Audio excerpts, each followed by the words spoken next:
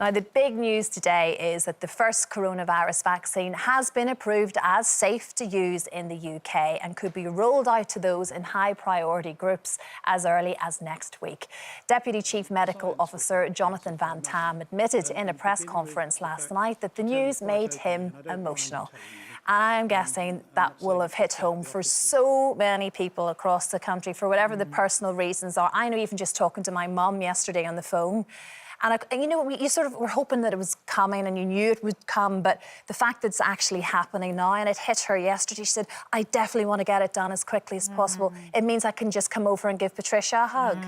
I thought, oh my gosh, what a simple thing that a grandparent can actually hug their grandchild, hopefully.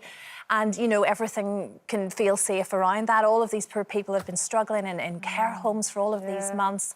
It is huge news, isn't it? Did you see that photo today? And a gentleman called Reverend John Cutter and his daughter Liz. Have we got a photo? There we go. Look at that. And when she said, I can hug you, he was like, what? You can hug me? Because it had, you know, it had been since March, I guess. And that for me just sums up why it's so momentous that we've now got this vaccine and obviously the others to come as well. Skin hunger is a real thing, isn't it? We are craving to touch each other. It's so important. I was just thinking the other day, whenever my dad would be round at our house, and it might sound a bit odd, we all, three of us, fiddle quite a bit with him. Like, he's sitting, I'm always, like, pulling his ears and, like, rubbing his nose. I don't know, it just comes from child. And to just always to have had that distance now for almost a whole year is just getting to the point now where it's painful for all of us, I think, isn't it? And I actually got emotional yesterday when Jonathan Van-Tam said that he'd been emotional. He was emotional. You didn't expect it from people like that, and actually, I felt like we wanted a bit of that from the government.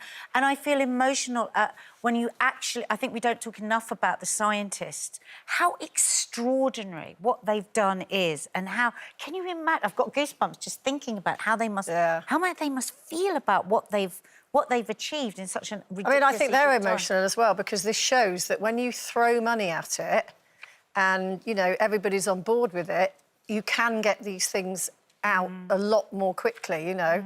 And it's not that it's been rushed, because the regulatory bodies are separate to the government, so they will only OK it if it's OK.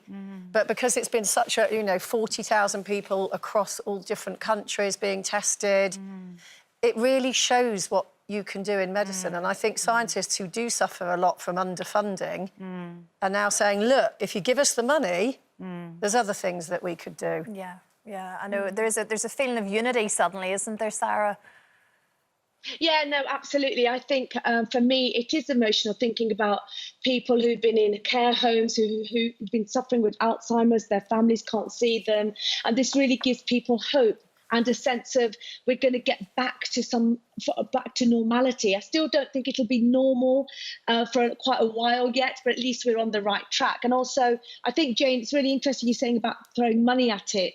Many charities ask for money for research, and sometimes you go, you know, you can't see research, can you? But this research goes to this kind of thing, so you have to do the research, you know, cancer research, money people give to cancer research. So I think it's a really positive, and it just shows, like you say, that you know, if we can throw money at these kind of things, it really helps the whole of the society and the world. But I'm emotional that people would be able to get together. But I have to say, and I don't want to be a negative on this, but there's part of not touching people that I have actually enjoyed. There are some people, you know, that kind of like when you go to a party. Steve's fine. But you know, when you go to a party and you want to make a quick escape, you have to go and hug and kiss everyone. Like, now you just go, bye, and everybody accepts it. So I'm hoping a little bit of that's still going to stay.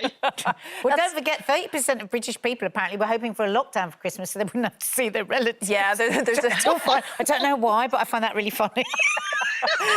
a lot of people going, oh dear, how are we going to navigate our way this year again? Exactly.